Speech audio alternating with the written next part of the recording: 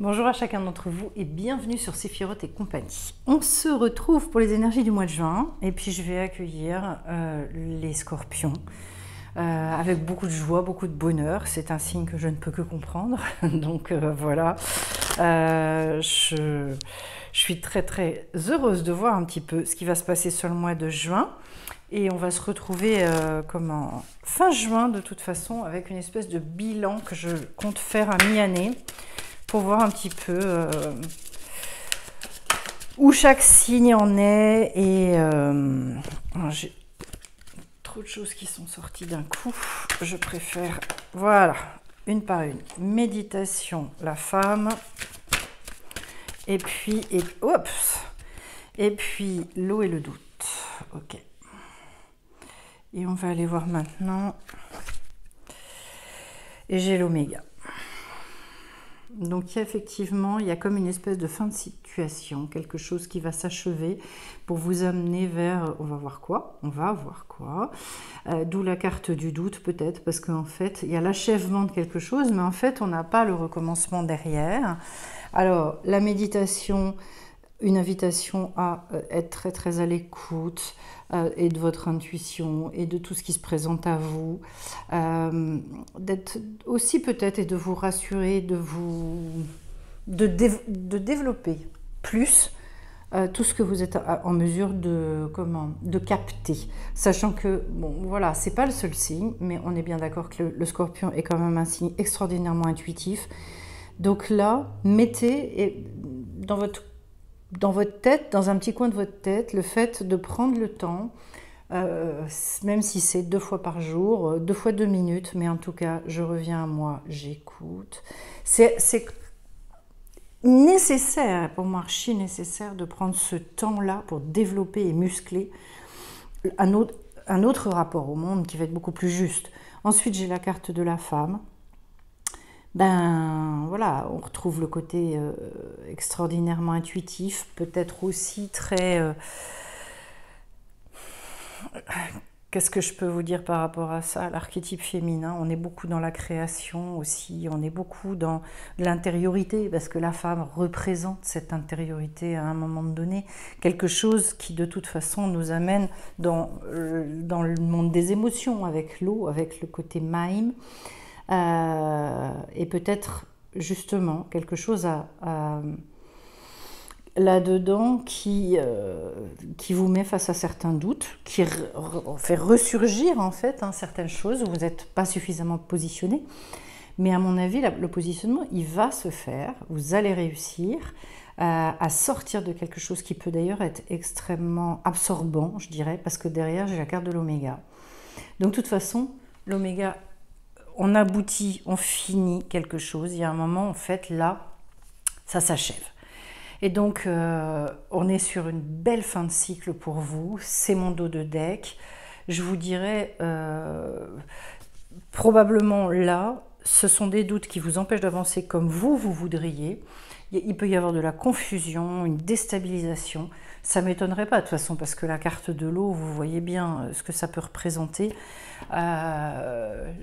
C'est vraiment l'archétype de cette grande ce monde émotionnel, en même temps qu'une grande créativité aussi.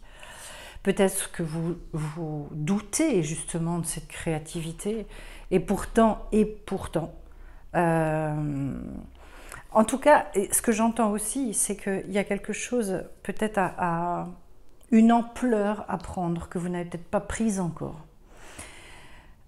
Et notamment, enfin, qui saurait bien s'exprimer au travers du caractère féminin, c'est-à-dire quelque chose qui soit tout en... Oser, quoi, oser la subtilité, oser l'intuition, oser ce que vous ne maîtrisez pas. C'est ça que j'entends, oser ce que vous ne maîtrisez pas, les scorpions. J'ai la carte de la tempérance en dos de deck. Voilà. On va en reparler. Arcane majeur, 14e. La carte de la tempérance, justement, il est vraiment question de retrouver une espèce de fluidité absolument énorme. Même dans l'aspect relationnel, tout ce qui va être le fait de communiquer aussi et de... voilà, tout le rapport à l'autre qui qui est vachement profond. J'ai un 10 de coupe, intéressant, la force, il y a une lumière, oh purée, la roue de fortune, la force, la roue de fortune, le chariot, bah dis donc, j'ai hésité entre deux, bon, un 8 de pentacle. On est quand même sur un très gros tirage hein, pour vous. Et je finis avec un page de bâton. Ok, alors. Et j'ai également donc une arcane majeure. Vous êtes le deuxième signe pour lequel il y a 3 arcanes majeures dans le tirage. Et en plus, ici, j'en ai une en dos de deck. Bon. Alors, je commence par cette carte de la tempérance. Et j'ai le hiérophant derrière. Bon, on est quand même sur un mois où ça doit tourner, où il y a quelque chose qui effectivement se finit. Et peut-être, alors pour certains, vous avez été absorbé dans je sais pas, des espèces de puits de doute profond, de remise en question, de... Oh là là là là, le truc un peu prise de tête hein, quand même. Et là, avec la carte de la tempérance, on va aller vers un retour à l'harmonie. Donc, alléluia. Pour ceux qui attendent des guérisons, etc., c'est aussi une carte qui est super au niveau de la santé. En tout cas, tout ce qui va être dans le fait de fluidifier, de travailler les énergies, que ça recircule, hyper intéressant parce que l'eau, c'est aussi, c'est les émotions, puis c'est l'argent aussi, hein, parce que on appelle ça le liquide. Et bien, associé à la carte de la tempérance, c'est comme si l'argent revenait parce que ça recoule en fait à flot. Hein. Il y a un côté circulation, donc c'est fluide aussi de ce point de vue-là. C'est un retour à la paix, à la sérénité qui est quand même extraordinaire avec cette carte-là. De toute façon, on vous invite aussi avec cette carte à travailler sur la respiration parce qu'il y a des choses qui se passent au niveau du diaphragme avec cette carte-là. Ça peut être intéressant d'ailleurs avec le travail sur le diaphragme d'aller bosser sur le plexus solaire, etc. Pour permettre aussi de créer une espèce de comment vous savez, au niveau énergétique, vous savez comment ça fonctionne. Quand ça bloque quelque part, c'est compliqué. Et ce que je trouve très très intéressant en termes d'énergie, d'ailleurs j'ai fait récemment une vidéo là-dessus, hein, expliquant qu'on pouvait être coupé en haut, coupé en bas, que dans tous les cas, de toute façon, ça fatigue énormément, mais qu'on peut être aussi connecté en haut, connecté en bas, mais qu'en revanche, le haut et le bas ne soient pas connectés entre eux. Eh bien, le plexus solaire, c'est souvent une zone où il y a besoin de travailler, qui peut être en trop ou en pas assez, etc. etc. Voilà. Je le dis parce qu'en plus, pour moi, le plexus solaire est très très en lien avec la carte du doute. Voilà, si on arrive à rayonner ou pas, est-ce que c'est fermé, enfin, donc regardez ça. Ensuite, j'ai un 10 de coupe. Carte de grande... Comment dire? Normalement, on est dans une grande sérénité, justement. Alors là, on est plus dans quelque chose qui peut s'apparenter à... peut-être... Vous êtes sorti d'un moment où il y avait des comment... Il y a eu une mise à l'épreuve, hein, peut-être par rapport à ça. En tout cas, là, c'est comme si vous retrouviez un rapport au monde qui est un rapport très ouvert, où on n'a plus peur et où on arrive justement à donner sans compter, avec un cœur qui est vraiment... qui se sent comblé, en fait. Donc, c'est un cœur, en tout cas, qui est prêt à entreprendre, parce que derrière, on va vers l'as de pentacle, donc. Et donc, ce 10 de coupe, pour moi, c'est comme si on me disait, vous êtes prêt au niveau du cœur, il y a eu un vrai travail de fait, et vous êtes prêt à quoi? Eh bien, à repartir sur un nouveau cycle, mais alors avec un changement de plan de conscience, parce que je suis sur la carte de la force, et que la force, c'est un degré 11 dans le tarot de Marseille. C'est le 1 à la puissance, donc... Et au niveau des dizaines, ce qui signifie qu'on va repartir sur un nouveau cycle, mais avec beaucoup de maîtrise de soi, beaucoup de maîtrise de ses émotions, de ses impulsions, etc. Et qu'à un moment donné, ces instincts euh, loin de nous amener là où il faut pas, en fait. Comment on appelle ça? On peut s'appuyer sur ses instincts, sur ses pulsions, parce qu'on les maîtrise. Donc, ça va. Je pense qu'en termes d'énergie, vous repartez sur quelque chose qui est plus stable. C'est pas que je pense, c'est que c'est ce que disent les cartes. Ou finalement, c'est un vrai, ouais, c'est un beau redémarrage. En tout cas, vous vous sentez très probablement, avec cette carte de la force, capable de réactionner des choses derrière, parce que j'ai la roue de fortune juste derrière. Ça veut dire que vous avez besoin vraiment de travailler sur le doute. Peut-être y en a-t-il certains qui vivent une espèce d'ambivalence à l'intérieur d'eux et qui ne sont pas sûrs. Alors, qui ont par moments des espèces de pulsions, de machins, ils sont appelés à, puis l'instant d'après, en fait, ils se foutent la trouille, ils raisonnent et ils se disent bon non, mais peut-être que non, finalement, j'ai peut-être yoyoté. Enfin voilà, ça peut être ce genre de choses. Mais en tout cas, normalement, vous allez vers quelque chose, vous repartez, vous, sur une énergie qui va être beaucoup plus neuve. C'est rigolo parce qu'en fait, ici, j'ai vraiment la fin de quelque chose. On vous dit, c'est comme si dans votre tirage, vous êtes le 5e signe, les scorpions, et en fait, c'est la première fois qu'on me dit, ça, c'est tout ce dont vous sortez quelque part, et ça, c'est là où vous allez. Mais vous avez dû être secoué. Et là, la roue de fortune, donc je vous le disais, cette capacité finalement à actionner les choses et du coup, vous pouvez vous attendre à ce que la vie, elle vous renvoie d'autres choses. Si vous bougez, si vous vous sentez bien comme ça, si vous dépassez les ambivalences intérieures, eh bien, le résultat, c'est que ça bouge, c'est que la roue de fortune, c'est vraiment un renouveau. Et là, on l'a, le recommencement. C'est vraiment là. Mais sur un nouveau plan de conscience. Ça veut dire que vous êtes... ça se fait plus en maturité, beaucoup, beaucoup plus. Et que... comment dire, c'est la carte où je dis on a appris à vivre en partenariat avec la vie. C'est-à-dire qu'on ne compte plus que sur ses forces. On sait comment agir et avoir la sagesse de se dire j'attends que la vie, elle me montre comment, si c'est juste, pas juste, etc. J'ai cette espèce de patience, derrière, à nouveau, donc une arcane majeure avec la carte du chariot. Et je vous dirais... forcément, une espèce de rayonnement. Parce que si ça bouge à l'extérieur, si vous commencez à avoir tous ces fruits-là, et puis je vous parlais même au niveau du liquide, vous voyez cette fluidité-là, vous allez reprendre une grande, grande confiance. Et la carte du chariot, c'est ce moment un peu béni dans la vie, où tout se met en cohérence, où finalement, tout ce que vous avez dans la tête, vous savez l'exprimer avec une grande fluidité. Et il y a des fois, c'est pas forcément facile. J'avais un rabbin qui disait c'est une vraie question à se poser. Est-ce que je pense ce que je pense? C'est-à-dire, est-ce que vraiment ce que je pense, c'est juste? Est-ce que c'est ce que moi j'ai envie de penser?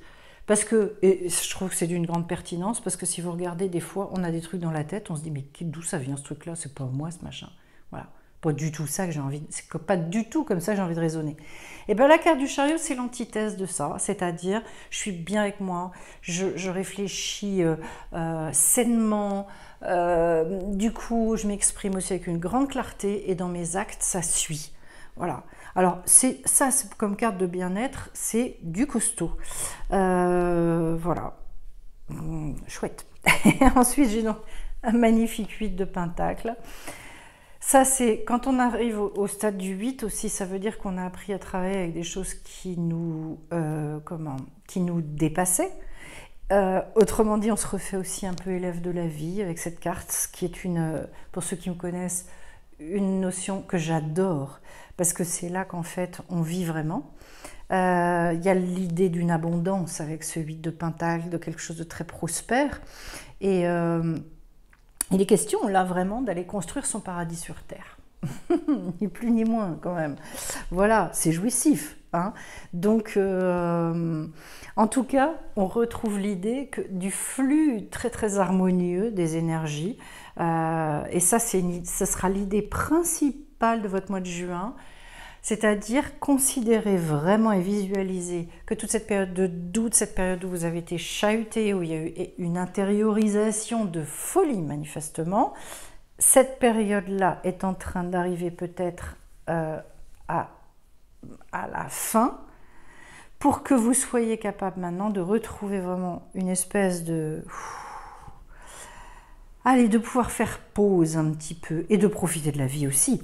Bon, d'autant plus que moi je finis ce magnifique tirage avec un page de bâton. J'adore parce que ce sont des énergies de jeunesse et que l'énergie de jeunesse, ça veut dire qu'en fait, il y a de l'énergie à revendre, qu'on ne fait pas les choses dans l'effort, qu'en plus là, il y a de la créativité puisque c'est le bâton, il y a de la spontanéité, de l'enthousiasme, c'est un mot que j'adore. Surtout quand j'avais vu l'étymologie de ce mot, c'est du costaud. Ça vient du grec, ça veut dire vraiment le fait de vivre avec Dieu. Hein. Donc l'enthousiasme, on est quand même sur une manière de fonctionner qui, a priori, met en joie. Voilà, à tout le moins. Il y a un côté extraordinairement dynamique. Alors si vous avez été dans l'enfermement, la procrastination, des trucs compliqués, forcément là, bonheur. Il y a aussi une idée qui n'est pas inintéressante du fait d'être à sa place. Je trouve ma place. Ça ne m'étonne pas parce que quand même avec les arcanes majeures qu'on a, bon. En tout cas, je vous fais remarquer une chose. Vous avez 3 arcanes majeures qui sont au-dessus du 10, donc le 10, le 11 et le 14. Ce qui montre bien quand même que là, on est sur des choses, des niveaux de réalisation où il y a de la maturité, où voilà, faites-vous confiance, écoutez-vous, voilà, j'ai pris du retard, il faut que j'avance et maintenant je vais aller. Donc reprendre 6 cartes avec ce jeu, on va commencer par la coupe. Le travail, le travail, le travail. Donc manifestement quelque chose qui est en lien aussi avec votre activité, avec... ou ce que vous voulez mettre en place, ou on va aller regarder ce que nous disent les cartes. Le masculin. Ah, on avait le féminin tout à l'heure et vous voyez qu'il y a une espèce de bascule aussi sur quelque chose qui va être plus affirmé, plus... j'ai la famille maintenant. Le masculin, la famille, la tristesse. Alors, l'affrontement. Bon, alors je vais vous dire la maison. Alors pour moi, c'est pas le boulot, c'est le travail, mais pas dans les... Je finis quand même par les plaisirs. Je vais vous dire ça à quoi je pense d'un seul coup. Il y a un boulot à faire. Hein, il y a un boulot à faire et derrière, j'ai la transformation. Le travail, et c'est un travail pour certains, vraiment au niveau... au niveau de la famille, au niveau du transgénérationnel, au niveau de tout ça. Probablement quelque chose que vous traînez, peut-être comme un espèce de boulet, parce que j'ai la carte de la tristesse, peut-être aussi quelque chose qui n'a pas été, qui n'a pas donné du tout ce que vous escomptiez, qui vous a mis dans une grande tristesse. Donc peut-être que vous estimez, par exemple, que... que vous avez, c'est un domaine de votre vie aussi où il y a encore beaucoup de travail à faire et que vous avez finalement raté quelque part les choses, etc., etc. Ce qu'il y a d'intéressant, c'est qu'en fait, avec cette carte, on vous dit ne regardez pas en arrière. Le masculin, c'est vraiment dans le fait d'avancer, dans le fait de mettre en œuvre, à l'image un petit peu de l'empereur. C'est un peu l'équivalent au niveau de la carte. Donc du coup, je trace, j'y vais, enfin bon voilà. Donc je dois arrêter de regarder en arrière par rapport à la famille et par rapport à toutes les tristesses que j'aurais pu accumuler. Et c'est rigolo parce que dans le travail, ici, regardez ce que j'ai. Allez à l'intérieur de vous-même à la recherche du sens que vous voulez donner à votre vie. On est bien ici, effectivement, dans l'idée du travail intérieur qui mène à la transformation. C'est une autre... Je pense qu'on vous demande d'avoir une autre vision de tout votre parcours parce qu'on vous dit chaque difficulté de la vie est une expérience pour mieux grandir. Donc d'affronter cette chose-là. Et vous voyez, c'est intéressant au niveau symbole parce que j'ai une épée qui est plantée en terre et une autre qui va vers le ciel comme s'il était question pour vous de retrouver votre pouvoir par rapport à ça. Et notamment donc par rapport à la maison. La maison, le foyer, ça représente toujours le bonheur. C'est toujours ce que... on vous dit le bonheur, il frappe parfois la porte tout doucement. Sachez le reconnaître et l'accueillir. Pour moi, il y a une réparation. Il y a peut-être quelque chose aussi qui peut s'opérer par rapport à ce que vous avez pu vivre. Parce qu'on remet des plaisirs dans la maison. Voilà. On remet quelque chose de beaucoup plus plaisant, ouvert. On vous dit, il faut parfois admettre votre ignorance de l'avenir et choisir de vivre ici et maintenant. Donc, quittez le passé complètement, quittez cette espèce de tristesse et la lourdeur, finalement, peut-être de certains souvenirs.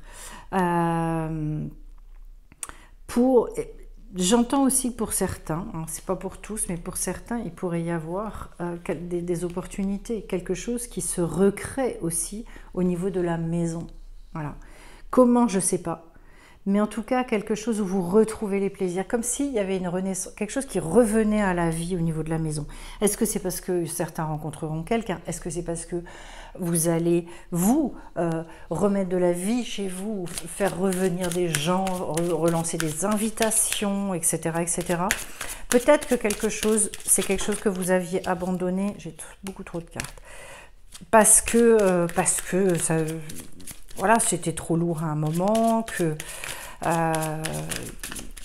vous n'aviez plus le goût de le faire, il y avait peut-être trop de tristesse aussi. Et bien là, j'ai l'impression, c'est votre rapport en fait à la maison, à tout ça, décidément. Alors j'en ai 2 là qui sont tombés. Je ne vais pas prendre la 3e, hein. 2 c'est déjà suffisant. J'ai énergie pure et langage de l'univers. Énergie pure, c'est quand même extrêmement fort, comme si finalement il était question pour vous d'aller vous nourrir vraiment à la source, quoi, à la base, vraiment complète.